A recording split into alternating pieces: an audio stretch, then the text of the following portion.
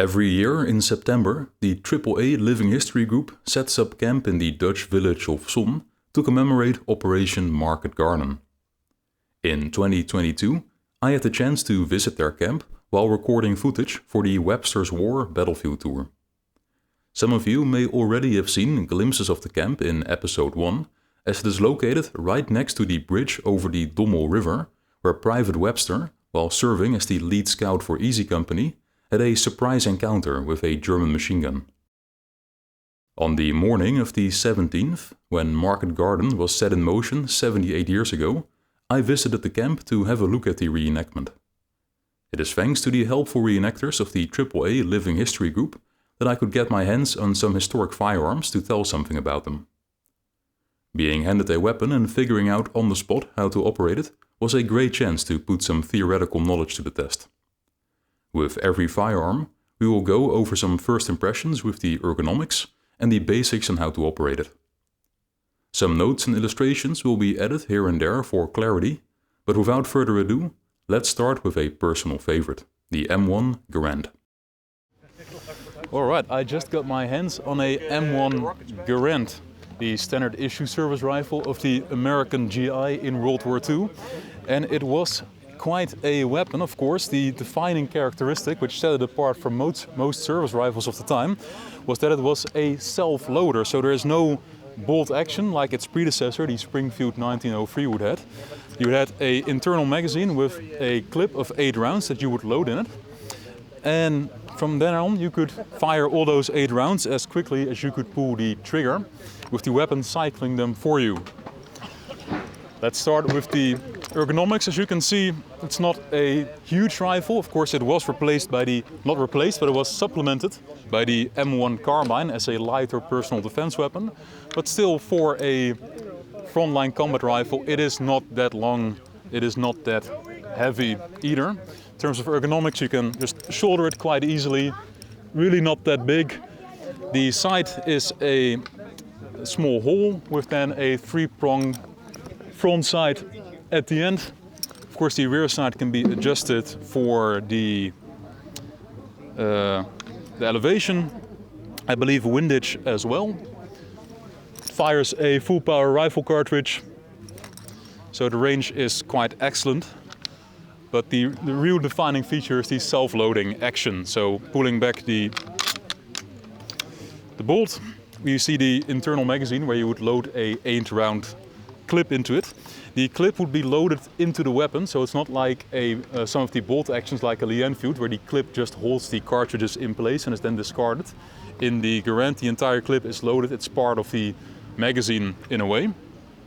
And of course, once it's empty, it is then ejected with the iconic sound out of the top, signaling to the operator that it's time to reload again. Now there is of course the infamous Garand thumb, which I may now inflict upon myself. The trick to avoiding it is putting the lower part of your hand on this handle here, then pushing down the magazine until it comes forward, yes. And I've avoided giving myself Garand thumb on the first time handling a Garand. That would of course chamber the first round out of your 8-block clip. Safety is located.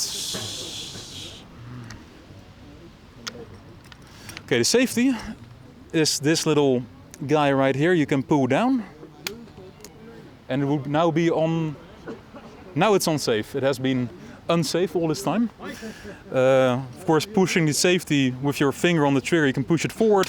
Safety is now off. You are good to go. Very ergonomic. Then loading it, you would have your cartridge belt with your 8-round clips. Pull back the bolt, grab your cartridge belt, put the lower side of your hand on the handle here.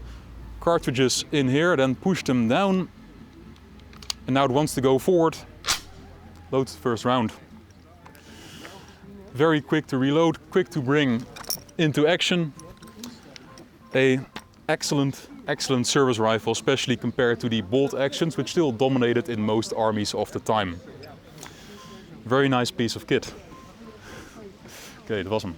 An important feature of the Garand is demonstrated here by a reenactor depicting a squad grenadier. This is the M7 rifle grenade launcher. This device would clamp over the muzzle of the Garand, as is shown here, allowing a rifle grenade to be fired. Any Garand could do this, as long as one had the M7 launcher, a rifle grenade and a special blank cartridge. One or two of these launchers were typically employed at the squad level by designated grenadiers, essentially giving the squad a pocket mortar. Speaking of mortars, up next is the 60mm M2 light mortar, an often overlooked part of American infantry armament that added some serious firepower to their small units. Before going hands-on with the M2, it is worth having a quick look at its companion, the Browning M1919 machine gun. Taken together, these two weapons provided the American infantry with a backbone of concentrated firepower. In the regular infantry, every company of 3 rifle platoons had a 4th weapons platoon that fielded 3 light mortars and 2 light machine guns. In the airborne, these support weapons were pushed down to lower levels, with every platoon having its own mortar squad and every rifle squad having its own machine gun. The M1919 shown here is mounted on its tripod in the A4 configuration, which was the most common type. While called a light machine gun in US service, the M1919A4 has many features typical of a heavy machine gun of its time, such as a belt feed and tripod mount. Both the M2 mortar and the M1919 machine gun were fire support weapons. They aided the riflemen in the platoons and companies they were part of by concentrating their fire on key targets. The close application of both direct and indirect fires in support of the riflemen was made possible by one of the most important and overlooked tools in the American arsenal, the SCR 536 portable radio. This lightweight AM radio had a very short range of only around a mile at best, but its widespread availability more than made up for it. On paper, every platoon leader had one, and oftentimes spare radios could be given to squad leaders. This gave American infantry an unrivaled advantage in small unit command and control. It also made the light mortars and machine guns that much more powerful, as every platoon and potentially squad leader could call in accurate supporting fire without resorting to messengers or visual signals. So not only was the individual American rifleman well equipped with the M1 Garand, but he also had powerful and flexible supporting fires at his back that could be called in and adjusted at a moment's notice. All this should set the stage for one of the key weapons of the American infantry, the M2 light mortar. Alright, here we are with a 60mm mortar. This would be a light mortar, although considering other light mortars of the time, this is still a fairly large model. It has all the features of a regular mortar, including a base plate and a bipod. If you would compare this, for example, to the British 2-incher or the German 50mm mortar, those are much smaller. So this is more a miniature medium mortar than a true small light mortar, which is more in common with a grenade launcher almost. So these would have typically a crew of 2 operating the mortar itself, as well as some ammunition carriers. Speaking of ammunition, here we have one of the mortar rounds, 60mm. I believe they have a firing pin in the base, so if you would drop one down the tube, it would be launched as soon as it hit the bottom, compared to some other light mortars that actually had a trigger system. It's an interesting story actually. I believe I have this from Company Commander by Captain MacDonald. He said that they actually had adapter pieces to fire these 60mm mortar shells from their rifle grenade launchers. It's probably not that common, but it was a possibility. So here we have the mortar itself. I do not believe the sight is mounted on it. In the paratroop, so normally in the regular infantry, these would be used at the company level. You had 3 regular rifle platoons, and then you had a weapons platoon with the machine guns and the mortars, and they had 3 of these in the heavy weapons platoon at the company level.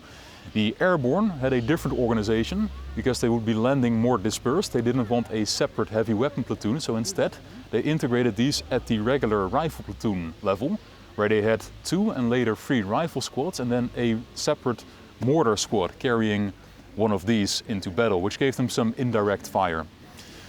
The range of these isn't great. It is a light mortar after all, but it is still better than what you would have from a thrown hand grenade, of course, but also better than a rifle grenade.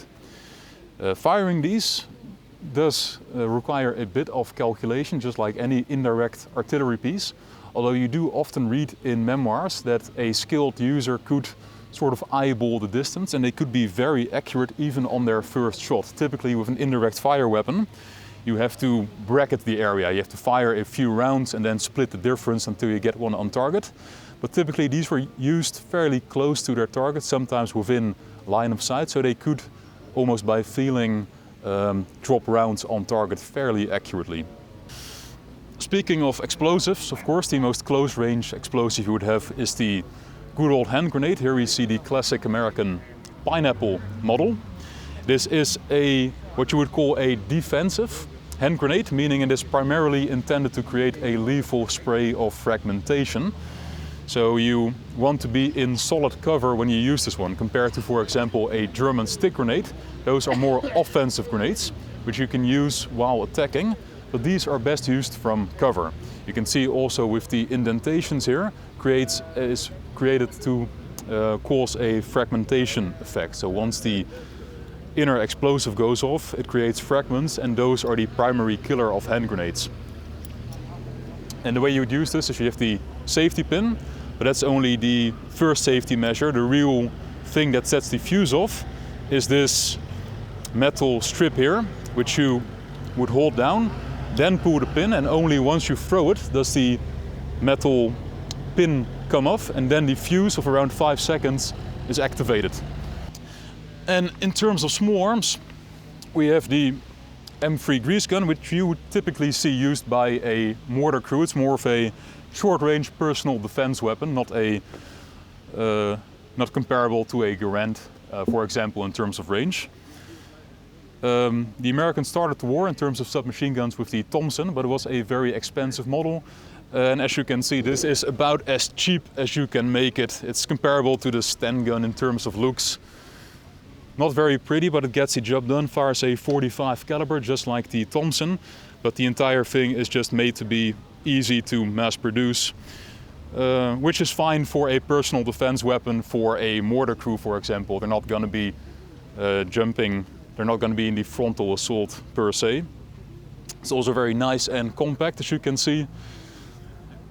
It's called the Grease Gun, of course, because it does look a bit like what a car mechanic would use. Here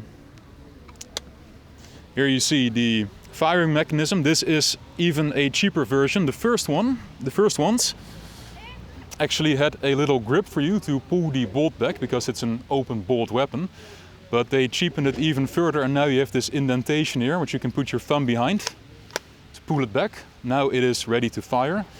The safety mechanism is also very simple. You just close the dust cover here, and you see this notch here goes into this cutout.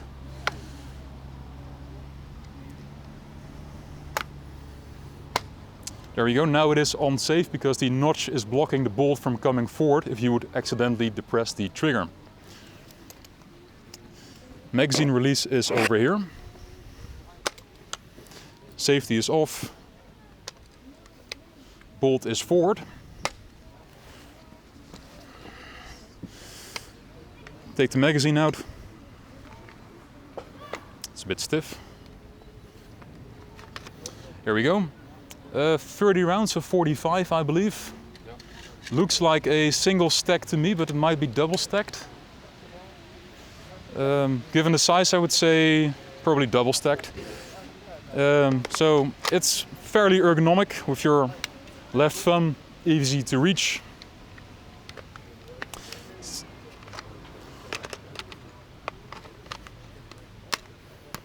Snaps into place, loaded. The stock, of course, can be folded out. Yep, push the button, comes out, clicks into place. Now you can shoulder it. It is not very heavy, it's not loaded, of course, it would add a little bit of weight. But there you have it. It's cheap, not very ergonomic, but it's a personal defense weapon, so you can't complain too much. Get the stock back in. There we go. The sights are about as crude as you would expect. It's just a simple hole with a post at the end. I'll show you here. Of course, the range on a pistol caliber submachine gun like this, it's not going to be great anyway, so you do not need marksman sights. It is also open bolt, so what that means is to fire it, you need to pull the bolt back. Hangs into position, and as you can see, the magazine can be seen right here. So you would have the bolt back, cartridges exposed, and only once you pull the trigger does the bolt come forward, strip a cartridge from the magazine, push it into the chamber and fires it right away. So that's also a detriment to accuracy, because you have this weight of the bolt. Every time you want to shoot, there's a short delay. When you pull the trigger, the bolt comes forward, and only then does it shoot. So it's really not a marksmanship platform, but it was never intended to be. Really nice piece of kit, and it goes very well with the mortar for what a mortar crew would have carried into combat. Well, moving on with the submachine guns, we've already discussed the grease gun. I have the MP40 right here, but more appropriately, seeing as we've just discussed the grease gun, we move on to its predecessor in American service, in this case the M1A1 Thompson, sometimes referred to as the Tommy gun. And in terms of ergonomics, the first thing you notice is a definite weight increase. That was one of the complaints from the Thompson. Not only was it much more expensive to produce than the very cheap grease gun, but it was also much heavier. And right away you feel that most of the weight is in the rear here, in the mostly solid wooden stock. We have a 30-round magazine. It fires the same 45 caliber as the grease gun. It has a rails, you can see here, and a thing on the end of the magazine, so you guide that on up. Okay, again an open bolt gun, so we pull perhaps a safety fire and in full. There we go. Yes, it was indeed a safety issue. So the bolt is now pulled back, which would make it ready to fire. You can see the magazine. You can see through the open bolt the top of the magazine where the cartridges would be. And then pulling the trigger would bring the bolt forward, peeling off the upper cartridge into the chamber, and it starts firing. Yeah, a much heavier design than the grease gun. Bit of an awkward stock as well, I have to say. It is kind of far down in your shoulder, which you can see here. It's sort of out of line with the rest of the weapon compared to, for example, the Garand or other rifle.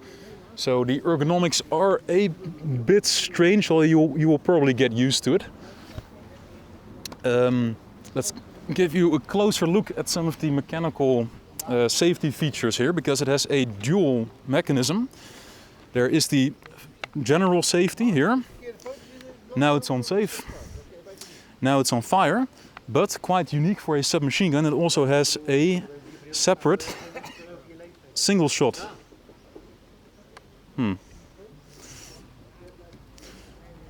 Well, I can't quite figure out how to use it, but you could set it to single shots as well, or to fully automatic, which is how it would be used most of the time. Taking the magazine out is done with the magazine release pedal here. Push it down.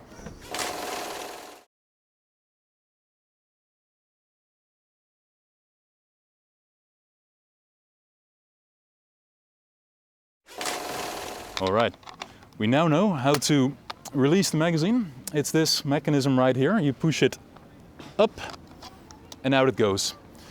Of course, inserting it, you have to follow the rail here, slides into place. I imagine this could be quite tricky to do with trembling hands. There it goes, it's firmly in place. And we've already discussed the fire and save and the separate single and fully automatic switches here. In terms of the sight, we again have a post at the front and then a dual sight at the back here, with a notch at the top. Yeah? A notch at the top and then a hole at the bottom. I believe that is for 100 and 200 meters, although I'm not quite sure. It is just a solid sight. You can't switch it any further than that. Of course, it's a very close range weapon, 45 caliber submachine gun. So yeah, of course the bolt is now locked in the rear position. The fire mode is on, so if you pull the trigger, it slams forward, starts firing. Overall, quite a heavy weapon. I can see why it was replaced by the grease gun. And of course also very expensive to manufacture. So typically how these were used is you often in photographs you see squad leaders walking around with them, mortar crews, machine gun crews. But on paper at least they were typically pulled at the company level. They only had a small amount of them. And they were then it was up to the company commander to hand them out throughout his company to the people that needed them. And the idea was that it would be a sort of a special mission weapon. For night patrols, urban combat, you could equip a full squad with the, I believe, 6 of them that were available. But of course how it typically works is some people claim them and they don't let go of them. So in reality often you do see them used 1 or 2 per squad by whoever got their hands on them. And it is a fine weapon. It's heavy to carry, but I can definitely see why people wouldn't want to give them back to the company quartermaster after they had received them. So that covers the American submachine guns. We've discussed the M3 Grease Gun and now the M1A1 Thompson. Put the safety back on. Moving over to the other side, the MP40, German. It was in use from the start of the war. You had the MP38, which was a bit more expensive, and this is the MP40, which was primarily made a bit cheaper for mass production. Compared to the Americans with their concentrated company level deployment of submachine guns, the Germans from the start assigned these to the squad leaders. And then in the course of the war they typically added a second one of these to their squads as well to give them more automatic firepower. So more of a dispersed use. In terms of operating it, we have a foldable stock which swings downward like this. I believe there's probably a button to press. There is. There it goes. The button is right over here. You depress that one, stock clicks into place. Of course, for your shoulder you want this one. There it goes, clicks into place. Now you can fire it from the shoulder. Fairly standard layout for a submachine gun. It is quite big for what it does. There is a very long spring in here, and that's one of the defining features, is its almost non-existent recoil. It shoots a soft 9mm cartridge, which doesn't have much recoil to start with. But then you put it in a big frame like this with a long recoil spring, which means that you can pretty much hold the trigger down for the entire 30-32 round magazine without the sight moving too much. Speaking of sights, let me show you. We have again a notch at the front with a hood over it to cover it, and then, not a notch, a little point at the front. And then in the middle of the weapon, strangely enough, we have the notch, the rear side where you would look through. I do not believe it has any, no, it's just a fixed 100 meter sight. Safety should be, it doesn't have a safety switch. Instead what you do is there's this cutout here. So you grab the bolt handle and then, sorry? Oh yeah, okay. So just pulling it straight back locks it in the firing position. So if you were to pull the trigger now, it would come forward and start firing. The safety is this notch here with the S for, I believe, presumed it would be Sieger. So pull it back and then upward and it clicks into place here. And now it cannot slam forward on its own, because if it would, if you were for some reason to have the trigger depressed, maybe it's stuck on a piece of webbing, and then for some reason this thing comes down, it would now go forward and start firing, not what you want. So it's a bit of a simplistic safety mechanism, but in most cases it would get the job done. The magazine located here. Again, a magazine release to be operated by your left thumb. All fairly ergonomic. Press it in, magazine comes out. You would have pouches where you carry them. Push it in, clicks into place on its own. And then of course you remove the bolt handle from the safety notch, let it ride forward till it rests about halfway, which means it is resting on the trigger, so to say. So if you were to press the trigger now, there it goes, and it would peel the first cartridge from the magazine. It only does fully automatic fire, no fancy single shot like on the Thompson, but it is a short range submachine gun, so fully auto is about all you want it to do. That's about it. Thanks again to the reenactors of the AAA Living History group for making this video possible. They can be found every year during the anniversary of Operation Market Garden in the village of Somme. For more on the American Airborne and Market Garden, be sure to check out episode 1 of the Webster's War Battlefield Tour, which was recorded that same day.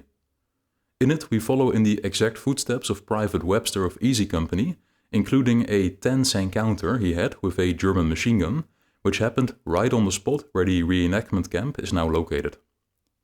This has been Digital Battlefield Tours. Thanks for watching.